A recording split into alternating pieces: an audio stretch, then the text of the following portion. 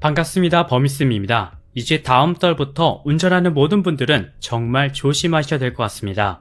바로 7월 12일부터 횡단보도 우회전을 포함한 13개의 교통법이 새로 바뀌게 됐는데요.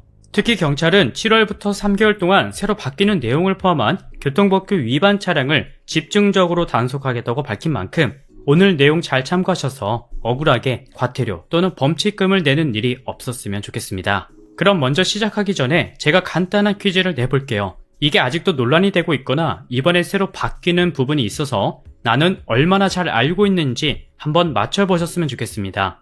첫 번째 상황입니다. 나는 지금 우회전을 하려고 준비 중이에요. 근데 첫 번째에 만나는 보행자 신호등이 녹색불로 바뀌었고 횡단보도에는 보행자가 없습니다. 이때 나는 지나가도 될까요? 아니면 멈춰야 할까요?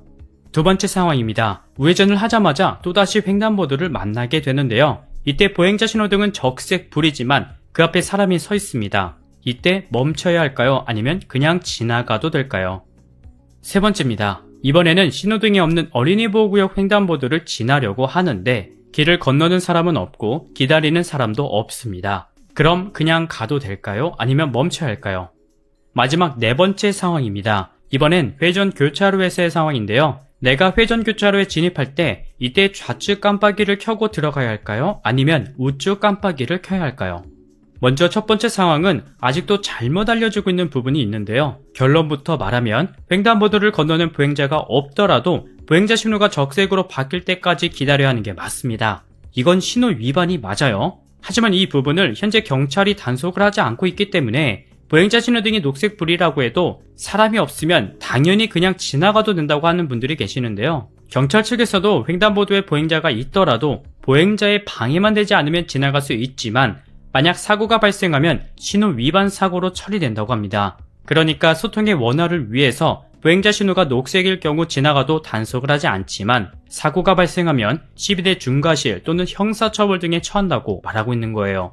가끔 보행자 신호등이 녹색불인데도 안 간다는 이유로 경적을 울리거나 화내는 분들이 계시는데 만약의 사태에 대비해서 내 안전과 보행자의 안전을 위해 잠시 기다려주는 게 어떨까 싶습니다.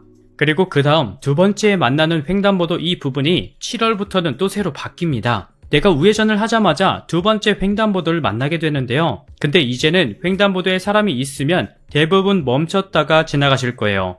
하지만 앞으로는 보행자 신호등이 빨간불이라고 해도 횡단보도 앞에 사람이 서 있으면 무조건 일시정지 후 지나가도록 바뀐다고 합니다. 왜냐면 기존에 보행자가 통행하고 있을 때 일시정지라는 규정에서 보행자가 통행하려고 할 때 일시정지라는 내용이 7월부터 새로 추가되었기 때문인데요. 그러니까 앞으로는 보행자 신호등이 녹색불일 경우 횡단보도에는 사람이 없지만 멀리서 사람이 건너려고 할 때와 보행자 신호등이 적색불이라고 해도 횡단보도 앞에 사람이 서 있다면 일시정지 후 지나가야 된다는 거예요. 이 일시정지 도입이 세 번째 상황인 어린이 보호구역 내 횡단보도를 지날 때도 적용됩니다. 어린이 보호구역 내에서 횡단보도를 만날 경우 근처에 사람이 있든 없든 잠시 멈췄다가 가야 되는데요. 어린이들이 주변을 살피지 않고 횡단보도로 급하게 뛰어드는 점을 고려한 조치라고 합니다.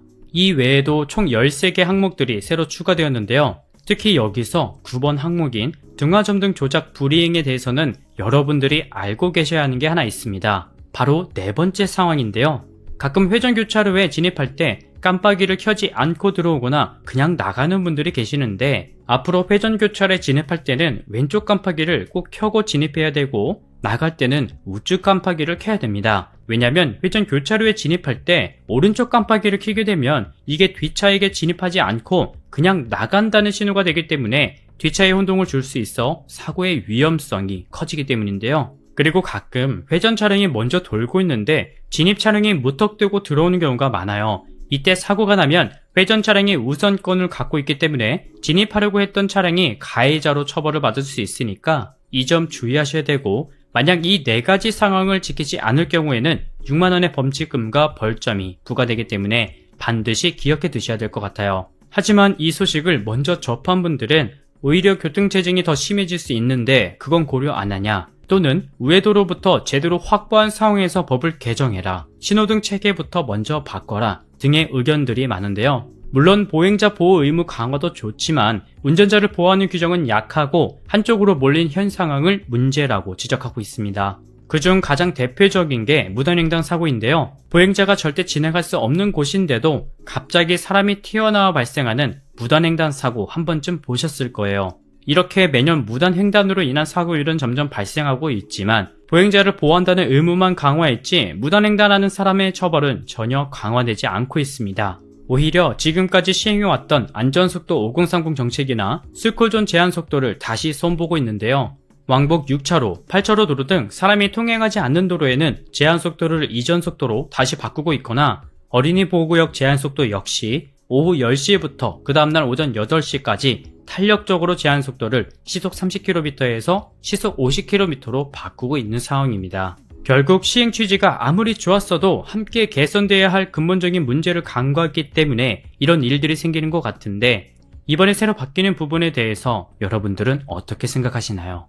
이제 7월부터 보행자 보호 의무 강화 규정들이 본격적으로 시행돼서 다소 헷갈리거나 혼동되는 부분은 있겠지만 앞으로 3개월 동안 교통법규 위반 차량을 집중적으로 단속하겠다고 밝힌 만큼 오늘 내용 잘 참고하셔서 억울하게 과태료 또는 범칙금 내는 일이 없었으면 좋겠습니다. 여러분들 모두 안전운전 하시고요. 저는 다음 영상에서 다시 인사드릴게요. 감사합니다.